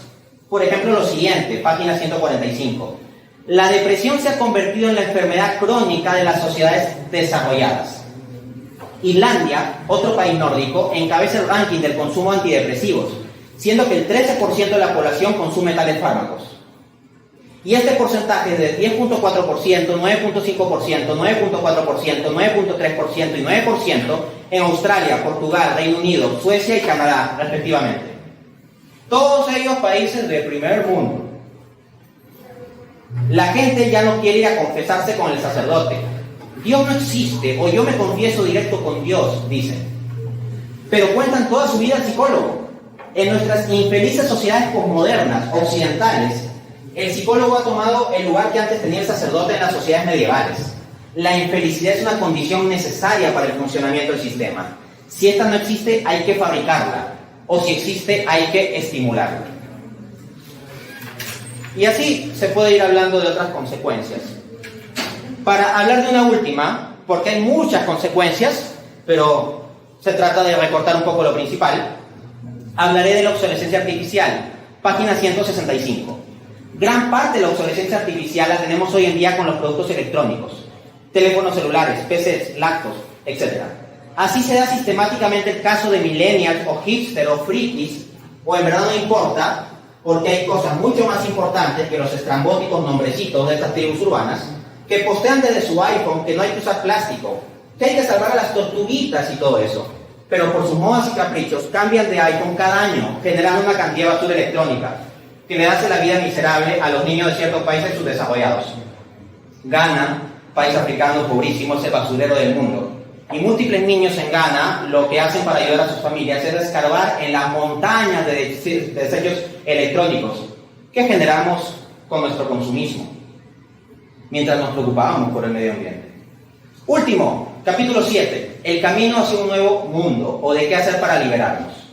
Un poco acá se trata de plantear vías de solución alternativas. Comienzo hablando de la necesidad de tener un paradigma amplio. Citando al filósofo francés Edgar Morin, hablo de pensamiento complejo. No podemos seguir con esos esquemas simplistas en que la culpa de todo es del Estado o del mercado. Asimismo, no podemos seguir la economía encerrada despreciando a las demás ciencias sociales. Y al mismo tiempo, las ciencias sociales no pueden estar desligadas de los aportes de la economía. Necesitamos un pensamiento multiparadigmático, multidisciplinario y transdisciplinario. El conocimiento constituye la herramienta clave para nuestra liberación. La verdad nos hará libres. Un esclavo que cree que es libre nunca se rebelará, pero un esclavo que toma conciencia de su condición de esclavo puede rebelarse. De ahí que el sistema esté tan interesado en repetirnos y hacernos creer que somos libres. Precisamente el presente libro tiene por objeto desnudar los instrumentos de producción de necesidades, a fin de que con ese conocimiento evitemos su influencia. Mientras a más personas llegue el mensaje, más contrapeso se hará al sistema. Es la hora de la rebelión contra el consumismo. Esto requiere valor y disciplina. Cualquiera puede dejarse llevar por la corriente, pero solo el fuerte es capaz de ir a contracorriente. Esto implica en gran parte ir contra nosotros mismos, pues muchos de nuestros hábitos y tendencias nos han sido inoculados por el sistema. El sistema nos ha hecho adictos al consumo, sea físico o virtual. Salir de la adicción es una lucha. ¿Quieres saber si eres adicto a algo? Te lo pongo muy sencillo. Y tal vez eres adicto de algo y tú crees que no eres adicto. Elige voluntariamente estar un mes sin ese algo. Si puedes hacerlo, entonces no eres adicto. Por ejemplo, a mí me gustan mucho las hamburguesas y yo las como porque me gustan. Pero yo puedo estar un mes sin comer hamburguesas. De hecho, he estado varios meses sin comer ni una sola hamburguesa. Yo no soy un adicto a las hamburguesas. Ahora bien, si tú te justificas de algún tipo de cosas que consumen muy seguido, diciendo, no, es que yo lo consumo simplemente porque quiero y yo controlo esto y yo soy libre. Si yo quiero, lo dejo. Yo he comprobado que yo puedo no consumir hamburguesas durante un mes. Bueno, ese algo reemplaza hamburguesa, en este ejemplo un poco tonto, claro está, reemplaza ese hamburguesa por otra categoría y a ver si eres adicto o no. Ponte a prueba a ti mismo. Se plantean varias medidas de solución en realidad aplicando sistemas de impuestos, subsidios, regulaciones, etc. Pero atención a esto, vamos cerrando. A ver. Sí. Como hemos visto, una condición necesaria para el funcionamiento de la economía irracional es que las empresas tengan un poder enorme para vendernos toda suerte de productos, manipular nuestras percepciones mediante la publicidad, la cual en no pocas ocasiones lleva al extremo de lo cuasi pornográfico, violar nuestra libertad y generar dinámicas de obsolescencia artificial. No tienen idea, probablemente varios, de cómo se viola vuestra privacidad en redes sociales. Los mecanismos de inteligencia artificial que seres humanos de carne y hueso pueden revisar, de lo que hacemos en redes sociales, tienen más información de la que podríamos dar a nuestro sacerdote confesor, a nuestro psicoterapeuta o a nuestra madre. Pues bien, tú dándole clic a acepto todas las condiciones para seguir con algún tipo de red social, le estás ofreciendo todo ese tipo de información. ¿Y para qué te dicen que se usa? Para fines publicitarios. Bueno, eso ya es bastante, pero se usa para más también. Por tanto, debemos comenzar a combatir la economía irracional, limitando tal poder de las empresas. Por supuesto, ya ante la sola mención de esto, saltarán los liberales, como si alguien les hubiera puesto una aguja en el asiento, y gritarán, eso es totalitarismo, no puedes querer controlar toda la economía. Pero nadie está sosteniendo tal tontería. Aquí simplemente estamos hablando de ciertas regulaciones o restricciones en ciertos casos, no en un control total de todas las transacciones. Última cita, páginas 194-195. En vista de esta economía irracional que hemos construido, tenemos que arrepentirnos y convertirnos, tanto a nivel individual como social. Usando los términos heideggerianos, tenemos que abandonar nuestra obsesión por el dominio de los entes y tenemos que volver a la casa del ser. La vuelta a la religión no se trata meramente de una promesa para la otra vida, sino para esta vida. El hedonismo materialista no nos hace felices en esta vida, nos mantiene esclavos. La vida del espíritu, en cambio, nos da paz y plenitud en las cosas sencillas, alejándonos de los cantos de sirena con que la sociedad de hiperconsumo intenta vendernos objetos y comprarnos en tantos sujetos. De este modo somos verdaderamente libres, no con la mera libertad negativa de la que nos hablan los liberales, sino con la libertad positiva, propia de la plenitud existencial. Incorporando nuestra vida a la perspectiva del más allá, seremos más felices en el más acá. El día que nos centremos en lo esencial, dejaremos de ser esclavos de nuestros deseos y tendremos bien cubiertas nuestras necesidades. Pero esto requiere que nos abramos a lo trascendente, pues como decía el sabio Zorro al principito, lo esencial es invisible a los ojos. Muchas gracias. A todos los que tengo una pregunta de inicio. En todo su libro o en su vida personal, ¿qué cree usted que debería regular el Estado y qué debería regular el mercado? Es una buena cuestión. Yo tengo otro libro que se llama Economía para herejes. Economía para herejes lo publiqué en 2015 y en el capítulo 8 discuto el tema de la intervención del Estado. Y discuto un teorema matemático conocido como el teorema Lipset-Lancaster. Básicamente el teorema Lipset-Lancaster es algo técnico, pero ahorita se irá entendiendo más. Apunta a lo siguiente, la idea esencial es la siguiente. Para que funcione el perfecto libre mercado y dé un resultado eficiente, tienen que cumplirse ciertas condiciones. Esas condiciones son bastantes y es difícil que se cumplan. Entonces, la mayor parte del tiempo, las condiciones para que el mero libre mercado nos dé perfectamente el bienestar a nivel de eficiencia económica al menos, es ilusorio. O sea, es muy difícil que se den todas esas condiciones. Por lo general estamos en un mundo donde se cumplen algunas nomás de esas condiciones y otras no. El teorema Lipset-Lancaster plantea que si no se cumplen todas esas condiciones, el incrementar la intervención del Estado puede hacer aumentar o disminuir el bienestar. Y el incrementar el nivel de libre mercado puede hacer aumentar o disminuir el bienestar. Es decir, no es que siempre y necesariamente más Estado haga aumentar el nivel de bienestar, ni que siempre y necesariamente más mercado haga aumentar el nivel de bienestar. sino que dependerá en específico de cada circunstancia.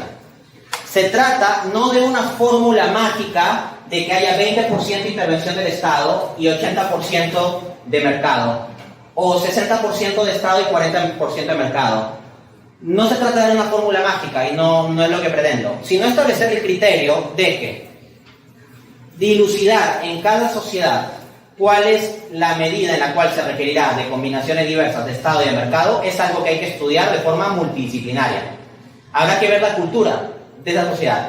Hay medidas de política económica que se han aplicado en América Latina y que también se han aplicado en países del este asiático y han resultado muy bien en los países del este asiático y no en América Latina.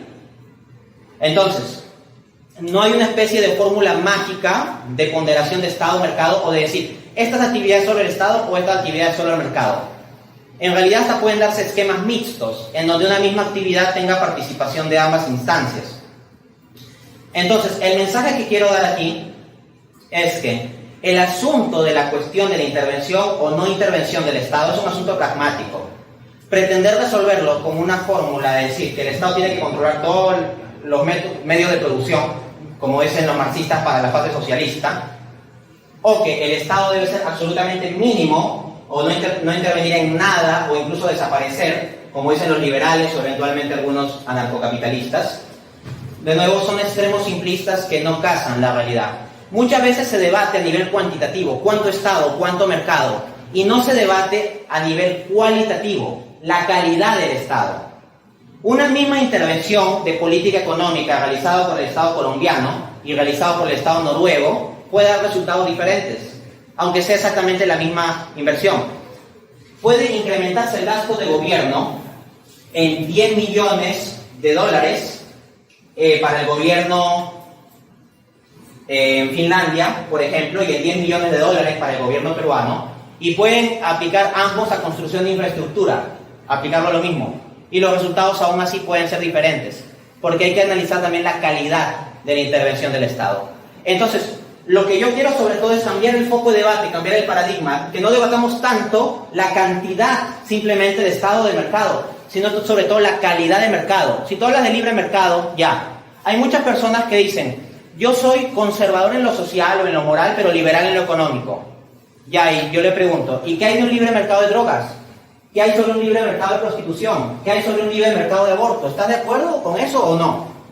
Entonces, si me dice que es liberal en lo económico y económicamente hay gente que quiere hacer ese tipo de transacciones, alguna respuesta tendrá que dar, lo cual lo podría llevar a ser incoherente con su premisa de que es conservador en lo moral o social. O tal vez será coherente con esas premisas, pero establecerá ciertas restricciones sobre el mercado. Entonces, quiero que contemplemos eso sobre todo. No pretendo dar una visión de solución mágica con una fórmula, pero sí mostrar criterios. Bueno, si la idea como tal es combatir el consumismo y que seamos conscientes de cómo nos manipulan para tener necesidades que en realidad no hay que suplir en el momento, eso no supondría el quiebre de la economía, porque es necesario la gente que consume, el vicioso y que no utiliza la cabeza en el momento de comprar. Bien, el quiebre de la economía. Hablando de quiebre, me viene a la mente la figura de un alfarero. Los alfareros ahí trabajan, ¿no?, con la arcilla y todo eso y comienzan a dar forma a una vasija. Y si ven que sale mal, lo que normalmente hacen es que la quiebran y la rehacen y la rehacen. Es cierto que solucionar este tipo de cosas tiene costos. O sea, no es que vaya a ser automático y que todo es fácil o que se pueda hacer de un día para otro. Lo primero que voy a apuntar entonces en respuesta a tu cuestión es que sí, se trata de implementar un conjunto de soluciones, pero implementarlas de un día para otro, todas las propuestas a la vez, sí llevaría efectos graves sobre la economía. Lo óptimo es hacerlo paulatinamente y al mismo tiempo ir cambiando las instituciones, la mentalidad, la educación. Esto es algo que se tiene que hacer a lo largo del tiempo, ¿no? Porque hacerlo de frente todo llevaría a un shock muy grave. Ahora bien, no puedo negar y no quiero negar el hecho de que haya que limitar ciertas líneas de expansión de la producción. Y eso estadísticamente hablando significa menos producción y menos PBI. Sonará extremadamente raro esto que estoy diciendo de que haya menos PBI. Pero créanme, existen economistas sumamente serios que plantean esta posibilidad como no solo conveniente, sino incluso necesaria para nuestra supervivencia como población humana o para nuestro auténtico bienestar. Por ejemplo, el economista francés Serge Latouche, que lo cito bastante en mi libro, pueden buscar un libro de él, se titula Farewell to Growth, ¿ya? Que significa adiós al crecimiento. Y hay una escuela entera de economía, un enfoque entero que se llama economía del decrecimiento, que plantean la posibilidad de que para procurar ciertos fines de bienestar de la gente a un nivel integral o más amplio, tengamos que limitar la producción, tengamos que limitar ciertas instancias de producción. Pero piensa en lo siguiente, ¿qué pasa si tú llevas 6 años metido en una relación tóxica? Como se habla tanto hoy en día, relación tóxica. Tú puedes hacer el razonamiento siguiente, yo ya me he acostumbrado a salir con esta persona, yo ya me he acostumbrado a esta persona, además, yo ya he invertido mucho en esta persona, la he invitado a salir a varios sitios, a varios viajes, hemos estado juntos mucho tiempo, he gastado mucho tiempo de mi vida en esta relación y por lo tanto romper esta relación me supondría una gran quiebra en mi curso normal de vida. Es duro romper una relación tóxica, pero conviene hacerlo. Mi tesis en este caso sería que en nuestro sistema económico hemos desarrollado una especie de relación tóxica. Es un flujo económico irracional. Y sí, romperlo, no voy a decir que no tiene costos, tendrá costos, pero son costos que es pertinente asumir. Nunca, bajo este paradigma, se plantea la cuestión de los costos del crecimiento. Miren, por ejemplo, este tan desarrollo económico en los países del primer mundo, fíjense todo lo que está implicando en antidepresivos. ¿Qué pasaría si la gente fuese más feliz y menos materialista? Ya no compraría antidepresivos. ¿Qué pasaría con la industria que vende antidepresivos? Se deprimiría, ¿no? Curiosamente. Ahora bien, ¿eso es malo para la economía? Si uno entiende la economía simplemente como un ente cuantitativo que tiene que crecer y que tiene que ser contabilizado, claro, hay menos producción total. Pero si entendemos la economía en términos de servir al bienestar de la gente, en realidad hay una mejora económica. El problema es que nos hemos dejado obnubilar por la idea de que tiene que necesariamente crecer el PBI. Y al mismo tiempo dejamos de lado la posibilidad de impulsar ciertos objetivos estéticos, ecológicos o de otro tipo que pueden generar mayor bienestar. Se puede hacer una transformación económica. No es fácil, no digo que sea fácil, pero hay que empezar por algo. Una observación con respecto a ese punto que se trató. Es un ejemplo claro de lo que se está dando aquí el profesor Dante.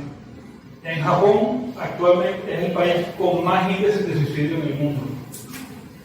Se ha encontrado una correlación de la tendencia a la depresión y el suicidio con las horas laborales que se dan allá. Allá normalmente se trabajan 14 horas al día. ¿Qué pasó? El gobierno, en vista de la alta tasa de suicidios que han habido y aparte de la poca tendencia a formar familia por parte de los japoneses, ha obligado al gobierno a reducir por ley las horas laborales. Eso obviamente ha causado un impacto en la economía, pero si no se hacía, se proyectaba que a 2050 la población de Japón se iba a reducir a la mitad, tanto por temas de suicidio como por carencia de formación de familia, lo que ha provocado un invierno poblacional grandísimo. Ahora mismo, con medidas gubernamentales, se está fomentando la formación de familia. Entonces, son instancias en las que son necesarias hacer esos quiebres en vistas de un bien mayor. Qué buen aporte.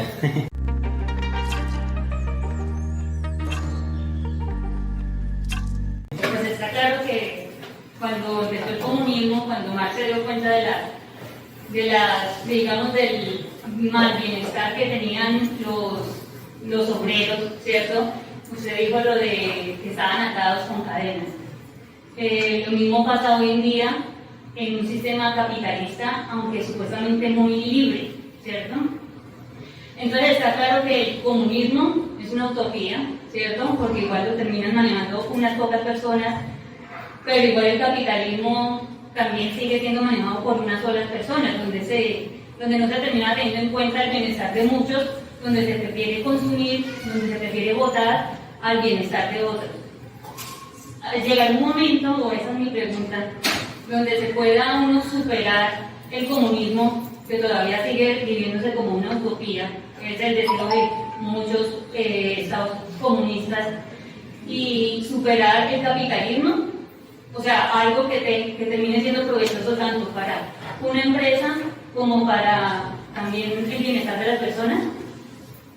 Muy interesante cuestión. Eso da para pues, un debate muy amplio, ¿no? Yo comenzaría enseñándome al mismo planteamiento de Marx, o sea, para entender esa cuestión. Marx plantea un esquema historicista donde la sociedad pasan por fases. La sociedad capitalista desarrollarán sus fuerzas de producción a un punto tal que las relaciones sociales de explotación del empresario al obrero no podrán cazar del todo ese sistema. En otras palabras, el desarrollo de la fuerza productiva será tan grande que las relaciones sociales de empresario y obrero ya no serán suficientes para contenerlo. Y entonces habrá una etapa de revolución social en la cual los obreros se rebelarán, una rebelión violenta contra los empresarios para quitarle los medios de producción. Una vez hecho eso, la idea sería llegar a un paraíso comunista, en donde no haya propiedad privada y todos compartan, buenos y felices y sin Estado y todo eso. Un mundo casi como de los Teletubbies, ¿no? Un comunismo bonito. El problema es que entre el capitalismo presente y la utopía comunista, el propio Marx, no yo atribuyéndole a Marx, sino el propio Marx plantea una fase intermedia, que es el socialismo. Socialismo y comunismo, en rigor en la terminología marxista, no son lo mismo. El socialismo es una etapa de transición, donde todos los medios de producción, el capital y el trabajo van a ser concentrados por el Estado. ¿Y el Estado quién lo va a gobernar? La dictadura de los obreros. Los obreros formarán un partido político y establecerán un control total del Estado. La dictadura de los proletarios, la dictadura del proletariado. Entonces, claro, en la práctica en un sistema comunista hay relaciones en un sistema socialista hay relaciones de dominación. O sea, la dictadura del Partido Comunista domina a la población, así de simple. Supuestamente dirigirá la producción para el bienestar de todos, pero quienes detentan el poder y el control es esa dictadura del Partido Obrero. La tesis de Marx es que a medida que avance el socialismo, la sociedad comenzará a ajustarse a ese nuevo orden económico y cada vez más ya no necesitará del Estado. Y ese Estado, controlado por una dictadura de obreros, terminará desapareciendo de forma natural. Y cuando el Estado haya desaparecido y no haya alienación ni clases sociales, eso será el comunismo.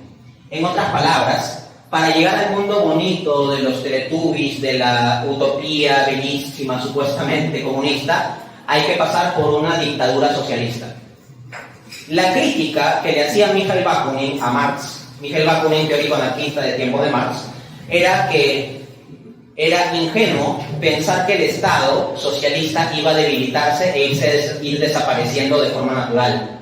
Y que más bien lo más razonable es que por intentara mantener su poder, un Estado socialista se haría más fuerte y más fuerte y más fuerte y más fuerte y no se diluiría, con lo cual nunca se llegaría a la utopía comunista, sino que se permanecería en una pesadilla totalitaria socialista. Esa es la crítica de Bakunin. No estoy de acuerdo ni con el ateísmo ni con el anarquismo que plantea Bakunin, pero sí estoy de acuerdo mucho con la crítica esa concreta que Bakunin le hace a Marx. Luego, al capitalismo como sistema hay que reconocerle ciertas virtudes. Por ejemplo, el capitalismo ha generado un aumento de productividad absolutamente enorme. O sea, no hay ningún sistema en toda la historia de la humanidad, ni el feudal, ni el esclavista, ni el modo de producción asiático, que haya generado un aumento tan grande en la productividad como el capitalismo. Pero al mismo tiempo, en el capitalismo es donde ocurren tonterías y aberraciones, como que supuestamente hay sobreproducción de alimentos y hay que tirar los alimentos a la basura porque hay sobreproducción y puede afectar la dinámica del mercado, al mismo tiempo en que hay gente muriendo de hambre. Y el sistema tiene que hacer eso. Yo entiendo que puede haber gente que muera de hambre en el feudalismo. Me explico. En el feudalismo, donde el poder está en la tierra, la dinámica económica está en la tierra, ¿qué pasa si hay una sequía? ¿Qué pasa si hay un huracán o lo que sea? Se acaba la comida de la gente y hay gente que morirá de hambre. Es muy triste, pero digamos que lo entiendo. Me cuadra, es una situación muy triste, pero en una sociedad agrícola, si se estropean los cultivos por algún fenómeno natural, pues le va mal a la gente. Lo bonito del capitalismo es que hace que no dependa de eso, sino que tiene una dinámica de producción industrial de alimentos que en general suele ser estable. Pero lo horrible es que en ese sistema donde hay suficiente capacidad productiva para que toda la población del mundo esté alimentada, haya igual gente que muera de hambre. En el sistema feudal, había gente que moría de hambre porque no había suficiente alimento, o sea, no había suficiente producción de alimentos. En el sistema capitalista que tenemos hay suficiente producción de alimentos, pero la mala distribución de los mismos hace que haya gente que muera de hambre. Me parece una aberración. Entonces, ¿por qué abogaría yo? No tanto por cambiar radicalmente hacia otro sistema, pero no niego la posibilidad de que se vaya pensando en alternativas. Eso sí. Pero al menos a un corto o mediano plazo, lo óptimo, considero, es establecer ciertas regulaciones, orientaciones y restricciones al capitalismo. En ese sentido, es posible decirle sí al capitalismo bajo esas condiciones, pero no al liberalismo. Porque ¿qué diría el liberalismo? No, al capitalismo no le ponga restricciones, simplemente déjalo operar libremente, la libre publicidad, el libre mercado, la libre transacción, el libre consumidor, la libre finanzas y punto. Tú no vengas a poner restricciones.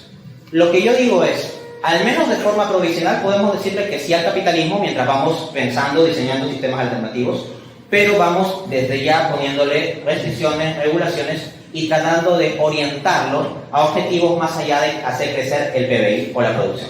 Doctor, a propósito de la primera pregunta, que le hicieron allá atrás, sobre la forma en que deberían interactuar el Estado y el mercado, pienso, y escuchando toda su explicación, que es un poco complejo y casi que se torna una utopía esperar que se dé como que ese equilibrio, de pronto como para darle como un término, no sé si capitalismo social sea adecuado, un capitalismo más matizado, que es lo que le entiendo, sería como un ideal, no dejar simplemente el sistema capitalista de lado, sino de pronto matizarlo. Pero veo de pronto un poco utópico, la idea de que se pueda dar esa interacción ideal, habida cuenta de que, pues a mi modo de ver, desde mi perspectiva, y creo que en algo me identifico con su discurso, habría que pensar como en una moralización de la economía, del mercado y del mismo Estado. De hecho, del mismo Estado, porque lo que se observa en casi todos los estados es que precisamente la actividad económica y la actividad estatal están de una manera cínica, están muy, como acá utilizamos un término, amangualados. Están como muy unidos, ¿cierto? Porque por lo general el poder político y el poder económico casi que reposan en las mismas manos. Luego entonces como que es difícil que estas personas que son minorías al final quieran buscar regulaciones más justas.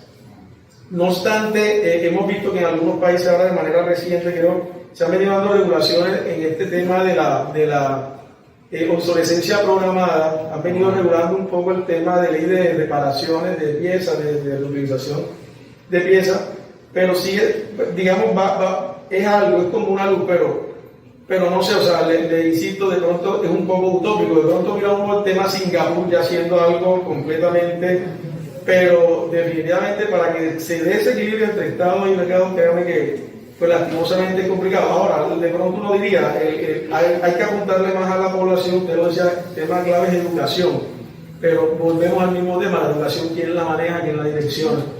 En ese sentido, pues, no sé, yo espero en el libro y estoy muy interesado pronto encontrar, a ver cómo se puede orientar ese asunto que de pronto veo muy como complicado. Muchas gracias por la cuestión. En el capítulo 7 se discute el tema de soluciones. Pues para no ser muy larga la conferencia, he tenido que pasar un poco rápido por el mismo. Hablo bastante del tema de educación. De hecho, el capítulo 7 está dividido en acápites, como todos los capítulos, y al menos 2 acápites se dirigen solo al tema de educación. Entonces sí, es fundamental y es muy correcto que en su análisis sobre el tema vea la importancia de eso. Pero nos lleva también a la cuestión de las relaciones de poder, o sea, quién maneja esto y todo eso. Ahora, frente a la objeción de que un sistema donde haya un perfecto equilibrio en cantidad y calidad, para usar los términos que dije, entre Estado y mercado, pensar que eso sea como un ideal utópico, asumamos la premisa por un momento, asumamos que es un ideal utópico, no discutamos la premisa ya. Bajo esa premisa, tenemos, digamos, 3 utopías. En un lado, un sistema socialista, donde la dictadura del proletariado se apropia de los medios de producción para conducir a la sociedad eventualmente hacia un comunismo que es un paraíso bonito. En el otro lado, la utopía liberal, la austriaca, de que dejando todo simplemente a la libre elección de los individuos sin mayores regulaciones, se va a generar el mejor orden económico, social, etc. Y luego, el planteamiento que yo tengo es en términos de un equilibrio. Pues bien, asumiendo que mi planteamiento fuese utópico, incluso asumiendo esa premisa, podríamos preguntarnos, ¿qué es menos utópico? ¿Un extremo, una utopía de ese extremo, una utopía del otro extremo o una utopía que busque más o menos un intermedio? Creo que ya de por sí es bastante evidente que es un poco más factible o menos utópico, por decirlo en esos términos, buscar un intermedio. Apelaría también a la noción del filósofo Immanuel Kant del ideal regulador. Kant plantea el ideal regulador como un objetivo que nunca vamos a alcanzar, pero que el solo hecho de buscarlo lleva a que vivamos mucho mejor. Por ejemplo, acá hay muchos estudiantes. Si ustedes tienen como ideal regulador sacar 20, o bueno, no sé cómo son las calificaciones acá, en Perú la máxima nota es 20. Por ejemplo, hay otros países donde es 10, por ejemplo. Ya. En mi país 20, Perú. Sacar 20 en todos los exámenes que uno da, probablemente, muy probablemente, no lo cumpla en todos los casos. Es probable, tal vez, que en la mayoría de casos no lo cumpla. Pero si genuinamente dirige sus acciones teniendo en cuenta ese ideal regulador, los resultados que obtendrá como individuo serán mucho mejores que los que se obtendrían si no se tuviera claro ese ideal. Entonces, la idea sería que nos vayamos acercando hacia ese ideal regulador. Entonces, me gustó mucho el ejemplo que mencionó, que en ciertos países se han puesto restricciones a la obsolescencia artificial. Eso se puede hacer. Si se pudiera hacer a nivel global, o una especie de tratados internacionales que pongan restricciones y sanciones contra la obsolescencia artificial, sería muy importante. Mucho se habla de los objetivos del milenio y de la ONU y todo eso, y mucho el medio ambiente, qué bonito el medio ambiente y las tortuguitas y los arbolitos. ¿Sabes qué sería mejor para proteger el medio ambiente? Poner leyes muy duras, muy estrictas, regulaciones muy duras, en contra de la obsolescencia artificial. Eso sí genera una cantidad de basura y de consumismo y de carga ecológica absolutamente gigante. Entonces la idea es comenzar a ir implementando esas medidas, ¿no? Básicamente por ahí va mi planteamiento. Buenas tardes. O sea, estamos en tiempos de política, se vienen las elecciones del máximo mandatario del país y, o sea, es muy interesante escuchar en la conferencia lo que tiene que ver la relación entre Estado y mercado. O sea, de una u otra manera, bueno, como lo mencionaba ya anteriormente, aquí tanto el poder político como el poder económico está manejado por unas poquitas personas, entonces de una u otra manera siempre se va a un fin. Pero, o sea que me enreo un poquitico, le van a hacer la pregunta. Pero, ¿qué pasaría en caso de que el Estado, o sea, vaya un poco más encaminado a un análisis de necesidades, digamos, del entorno en cuanto a la regulación? O sea, estamos hablando de una regulación de pronto equitativa, algo para buscar el equilibrio. Pero creo que ante eso primero hay que hacer un análisis, o sea, hay que ver qué se necesita, en dónde está y en qué momento está regular. O sea, es más o menos lo que entiendo que se está planteando. Porque es que tampoco se puede entrar a regular de una manera exhaustiva, porque es que los que tienen, o sea, el que está ahí arriba, bajar así muy feo, van a colocarle como un saldo económico. Pero si de una u otra manera se va regulando de manera paulatinamente, digamos que se va a sentir menos el peso y de una u otra manera se va a llegar a un equilibrio, porque es que el que está abajo va subiendo un poquito y el que está arriba no va a sentir tanto el peso. O sea, es lo que entienden el planteamiento que repite el libro. Es correcto, sí, es correcto. Gracias por tu comentario. Podría resumirlo como que hay que ir por ese camino sin prisa pero sin pausa. O sea, tener prisa sería de forma radical querer implementar todo un conjunto de regulaciones que generarían un shock social, un levantamiento, conflicto, etcétera, ¿no? La idea es irlo haciendo de forma paulatina, pero no pararse, o sea, no pausarlo, sino ir secuencialmente a lo largo de un conjunto de reformas. Y paralelamente, durante todo el proceso secuencial de reformas de política económica o regulación económica, hay que hacer cambios en la educación. Con respecto a las regulaciones que tú ya mencionabas, es importante que se trabaje con equipos multidisciplinarios. O sea, que no seas simplemente ingeniero o economista o abogado y punto, sino que se requiere examinar estas políticas con sociólogos, con psicólogos, sí, con economistas, con juristas, con historiadores, con filósofos, etc. Se requieren equipos multidisciplinarios en la formulación de políticas y regulaciones. Ahora bien, si se trata simplemente de gente contratada por el Estado y bajo el control del Estado, tiene peligros. Entonces es mucho mejor que se comience a dar peso y participación en estas cuestiones a los colegios profesionales, al colegio de psicólogos, al colegio de economistas, a asociaciones civiles, a organizaciones ciudadanas o a agrupaciones religiosas, a colegios, a universidades, y en la medida en que estas instancias intermedias comienzan también a intervenir en la formulación de esas políticas, se tiene una democracia más genuina, una democracia que no se limita a votar cada 5 años por el tipo menos malo, porque constituimos nuestra libertad política en democracia, y la democracia es simplemente que cada 5 o 4 años tenemos que elegir de entre lo malo cuál es el mal menor. Y lo cual significa que sistemáticamente apoyamos el mal, simplemente que supuestamente el mal menor. Y muchas veces manipulados por la mala información terminamos apoyando el mal mayor. Pero ponernos en una situación de continuamente tener que apoyar el mal no es nada cómodo, y hay que comenzar a romper con esta situación. Lo cual significa que tiene que constituirse instancias por medio de las cuales la sociedad civil puede intervenir en la formulación de políticas, más allá de meramente depositar un papelito cada 4 o 5 años.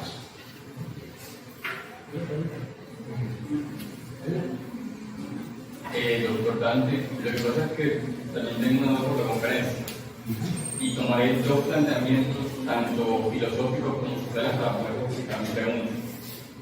Si la economía la idea de economía es ser el bienestar de las personas, en Erich Fromm, en La Libertad, creo que lo publicó en el siglo XX, hablaba de que tenemos la libertad en nuestra facultad para poder decidir, lo cual exige responsabilidad. Pero en sí las personas no queremos ser responsables, queremos aumentar nuestra libertad. Y Gustave Le Bon en el siglo XIX habla de la masa, en su libro La teoría de la masa. La masa como la agrupación de los seres humanos que piensa, siente de manera poco racional y emocional, lo que lleva a ser sugestionable, impulsivo, irracional y excesivamente moral. Si esas 2 facultades existen en la naturaleza del ser humano, ¿cómo lidiaríamos en la economía del ser humano que en su naturaleza puede que no llegue a conseguir ideal ni nada bueno? Una de las premisas que usas para la pregunta es el planteamiento de Erich Fromm, el libro El miedo a la libertad. Si mal no recuerdo, ese libro es de 1941. Erich Fromm tiene también un libro de 1953 titulado Psicoanálisis de la sociedad contemporánea. Y en este libro diagnostica múltiples de las cuestiones que yo he explicado en esta conferencia. De hecho, el libro Psicoanálisis de la sociedad contemporánea es bastante citado en el libro La economía irracional. Y ahí Fromm también plantea algunas alternativas de solución. O sea, Fromm mismo entendiendo esta tendencia del hombre a el miedo a la libertad y a que tiene que atarse a algo, eso es inevitable en el hombre. Podría decirse que el hombre es un animal religioso. Eso es inevitable. El hombre es un animal religioso. Por ejemplo, uno dice, yo soy ateo, no creo en Dios. Ok, pero algo idolatras.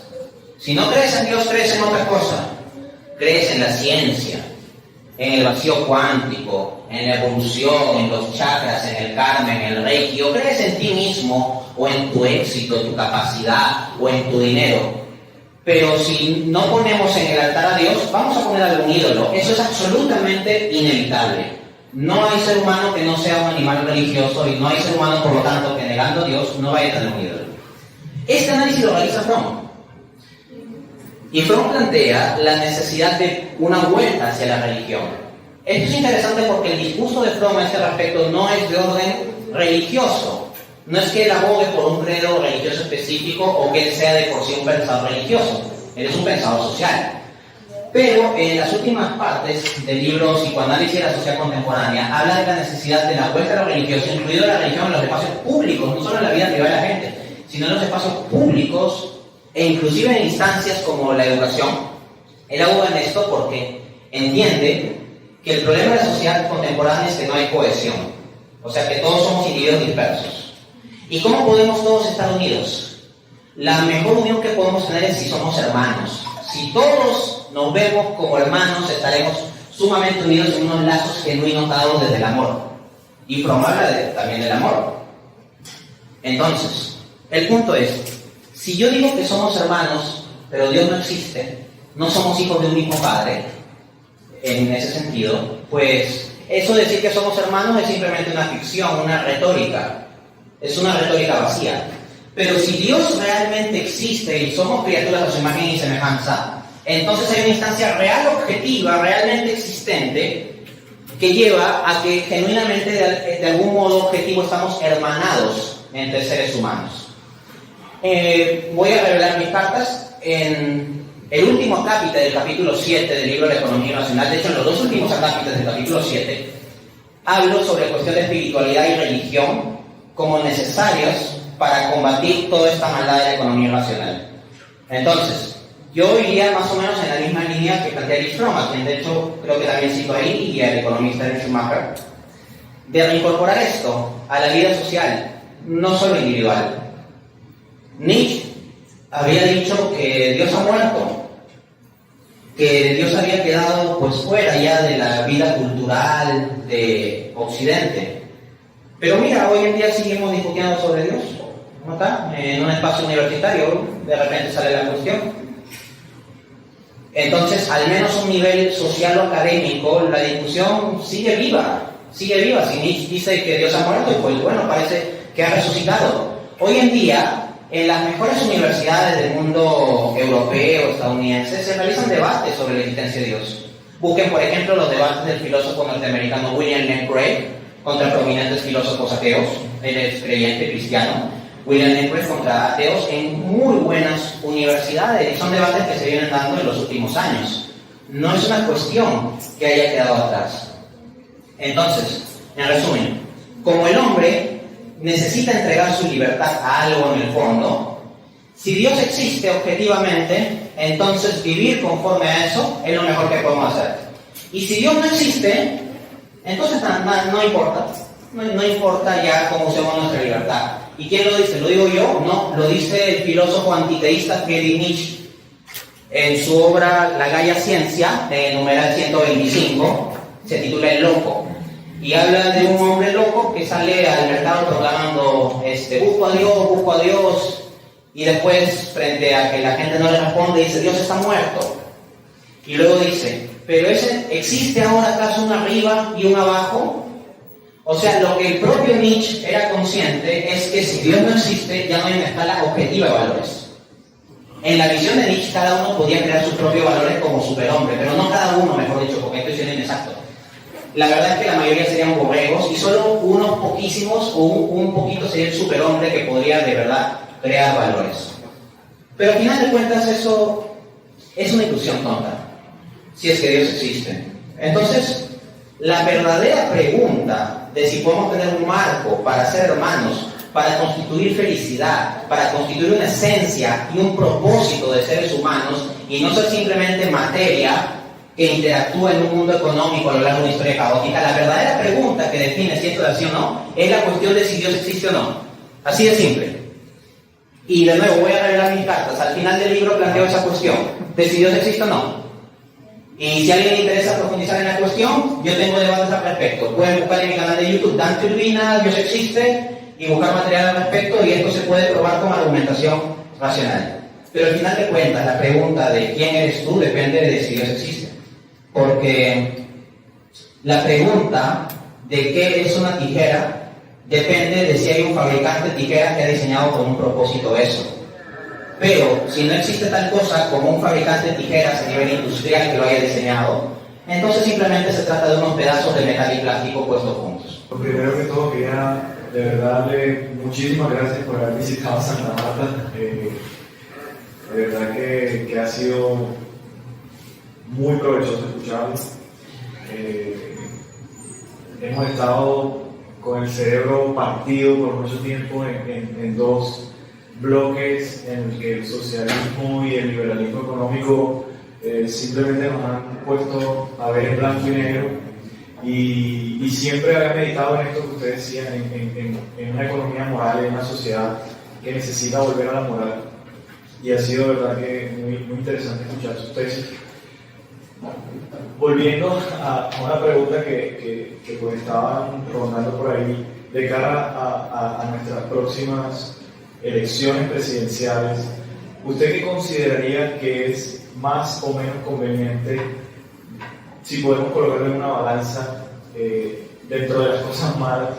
Como usted dijo ahorita, estoy de acuerdo en que venimos votando por el menos peor, por lo que toca, porque algunos le tenemos, digamos, pavor a las consecuencias del estatismo y otros pues también le tenemos miedo a este mercantilismo y clientelismo y corrupción que ha venido gobernando por décadas. ¿Usted qué creería que es mejor escoger entre ambas opciones, entre un liberalismo mercantilista o un estatismo socialista posiblemente que se prolongue? Interesante cuestión. Bueno, no la voy a dilucidar desde una perspectiva partidaria, no soy al tanto del detalle de todos los partidos, ni tampoco es el objeto que quiero dilucidar aquí. Quiero plantear un principio. Si pensamos en términos de que nuestra participación política inicia y termina en depositar un voto por algún tipo, no, tenemos que cambiar ese paradigma. Te lo pongo así. Supongamos que yo hago un análisis de cuál es el mal menor o el bien mayor entre todos los candidatos imperfectos que hay y todo eso, y te digo, vota por este, y te doy argumentación académica y todo eso. Ok, ¿en cuánto ha influido? Pues tu voto, 1, dividido entre la cantidad total de votantes. No ha influido estadísticamente en nada. Entonces, y ya, supongamos que lo que yo he dicho aquí haya convencido al 100% de que tenga que votar por un candidato X, que no lo creo, porque no creo que lo que yo estoy diciendo calce exactamente con nada de lo que diga algún candidato. Probablemente estaría chocando con todo, creo que es el escenario más probable, no lo sé. Pero supongamos que yo haya convencido al 100% de que tomen alguna opción electoral. Ya, ¿en cuánto pesará eso? La cantidad de personas del auditorio dividido entre el total de votantes. Estadísticamente es nada. Entonces, ¿cuánta energía dedicamos en redes sociales a enemistarnos con nuestros amigos o a discutir con desconocidos sobre por quién rayos votar? Gastamos mucha energía, mucho tiempo discutiendo entre los menos peores, entre el menos corrupto o el menos asesino o el que tiene planes menos comunistas o menos liberales o lo que sea. Andamos discutiendo así. Y yo, en lugar de abordar esa cuestión, yo pretendo plantear lo siguiente. Toda esa energía que gastas en redes sociales discutiendo sobre por cuál de estos tipos vamos a votar, toda esa energía más bien debe aplicarse a ver de construir instancias alternativas de intervención de los ciudadanos en la política, más allá de votar por el mal menor. En la medida en que cada vez más y más personas comiencen a constituir, por ejemplo, asociaciones o agrupaciones que presionen respecto al Estado a favor o en contra de ciertas políticas económicas, sociales, etc., eso puede ser mucho más útil. Pero el problema es que gran parte de la energía se gasta en si vamos a votar por el rojo, por el azul o por el verde, o por el morado o lo que sea, y nos la pasamos así. Y no, se trata de salir de ese marco de referencia. Entonces, esa es la respuesta que yo te daría en el fondo, que toda esa fuerza hay que dedicarlo no a responder esa pregunta, sino a plantear otra pregunta.